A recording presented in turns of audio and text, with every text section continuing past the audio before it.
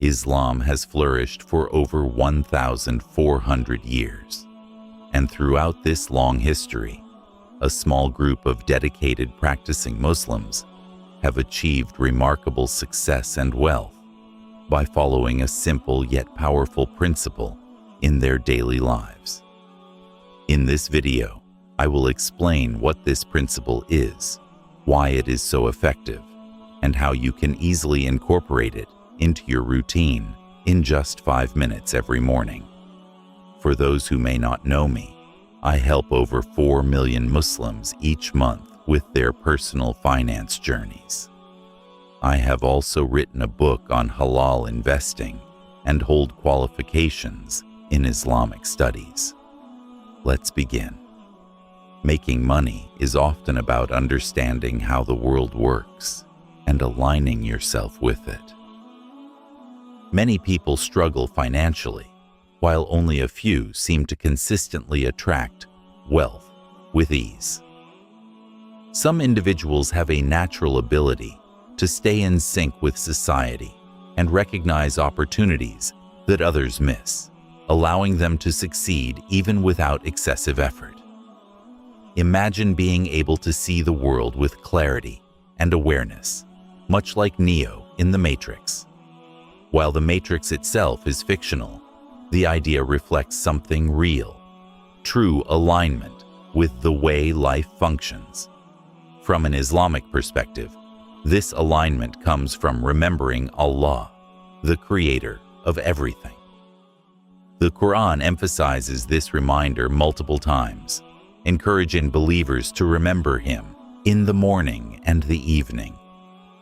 This is because everything in existence, every animal, tree, and mountain, is already engaged in the remembrance of Allah. When a person connects with this reality, they begin to align themselves with a deeper harmony in life. Imagine the strength and peace that comes from tapping into that connection. So here's the blueprint, folks. This is one of 4 things that said, increase sustenance. So let's go download the TH and Dua app. Go to the morning and evening Dua section and literally just follow it. Along the vast majority of these, you can cover in about 5 minutes. And then there are some of the longer ones that will take an extra 10 minutes or so. I'm not going to go through all of these duas, as you can literally access them really easily via this excellent app. But what I am going to point your direction to is to how many of these duas are related to money and baraka and sustenance. I find that mind-blowing that we are being asked to focus on these every single day. These are the financial cheat codes that every single Muslim has been given and instructed to do. One of the duas contains protection from debt and being overcome by men because of the financial pressures that we are under.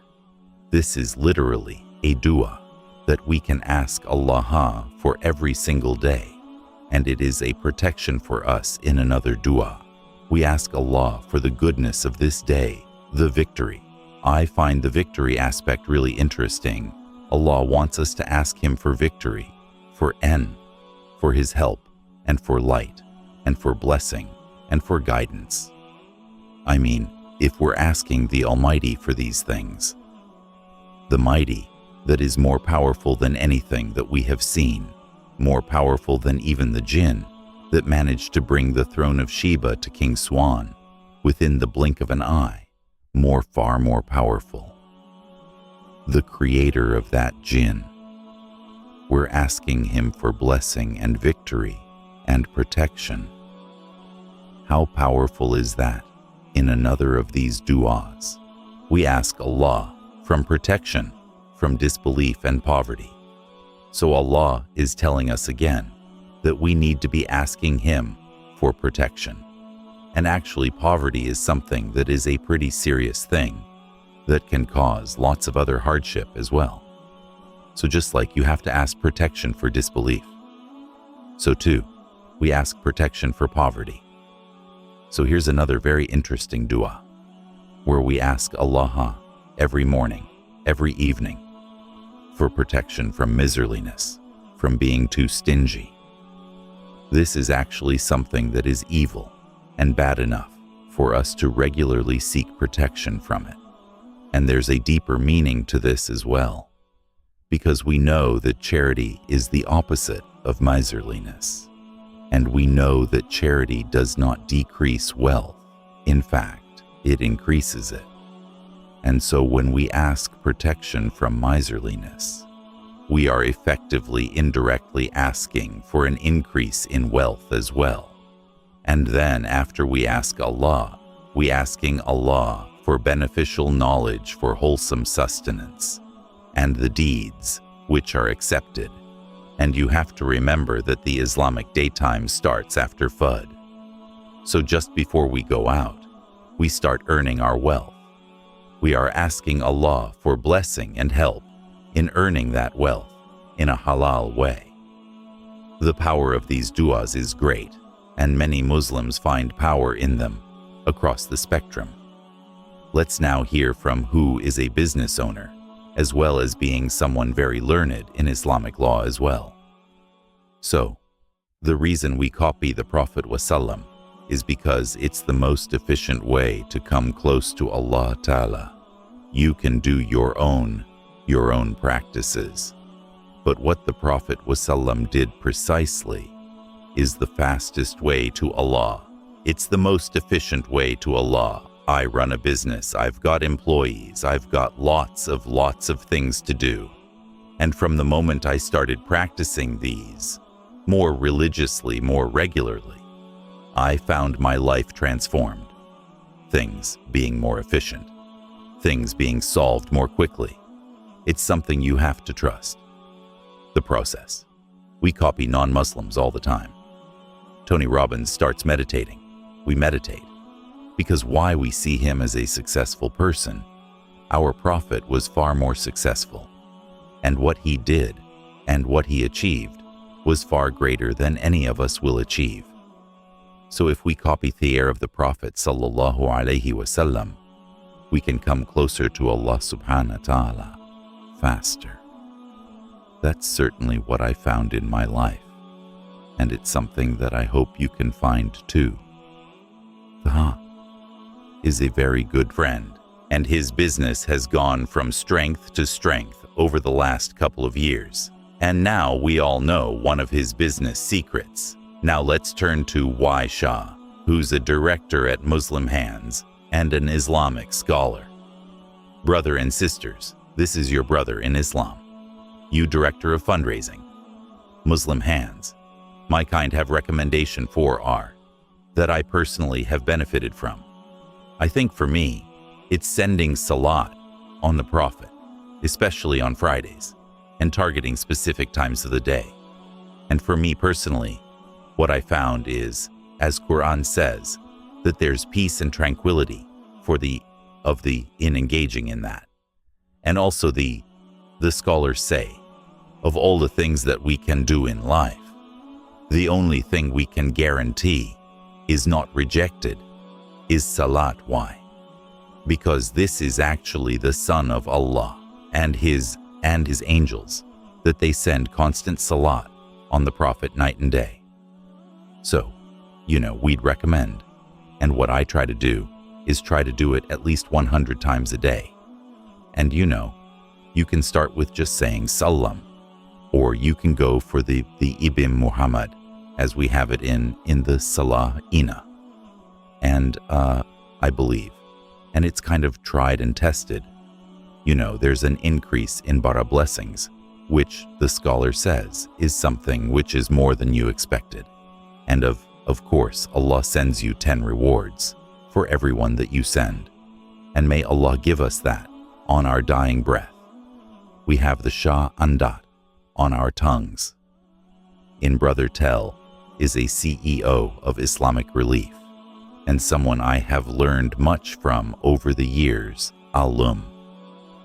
So my morning and evening starts with, if anybody is to recite after the Salah and dies in between that, Salah and the next, between that person, and Jannah is only death. I will then do my Subhan Alhamd, 33 times each. But if I'm in a hurry, I will do 11 times each, and then I will recite 2 du'as for protection. The first of which is, and then both praise Allah subhanahu wa ta'ala and seek His protection. And the first of those du'as was very famously recited before he drank poison, which was given to him by an enemy, and that provided a shield for him. And similarly, I feel it provides a shield for me for the day. And since starting these morning and evening OVAR, I've seen nothing but benefit in my life. Alhamdulillah. Usually throughout my life, we all go through challenges in life. And whenever I have faced difficulties, I have always tried to seek help from Allah. In most cases, I have turned to making dua, and it has truly helped me. I personally feel that on the days when I engage in dhikr, I feel stronger, more confident, and I feel as though I am under the protection and shade of Allah. I also try to end my day by reciting at least 1 page of the Holy Quran. These simple practices carry incredible power, and the best part is that they are very easy to include in your daily routine. You can simply take 5 minutes during your morning or evening commute to read these du'as.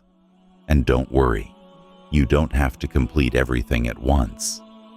Just start with what is manageable and gradually build consistency over time.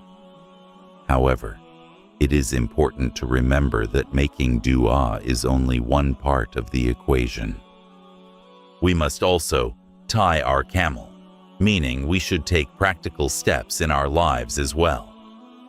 Alongside spiritual practice, focus on learning practical skills such as investing, entrepreneurship, and career development. Islam teaches us to rely on Allah, but also to take action and make the effort ourselves. If you found this message beneficial, please share it with others so they can benefit as well. Don't forget to like and subscribe for more content like this. We are on a mission to share knowledge that benefits everyone, so we don't miss out on its rewards. Until next time.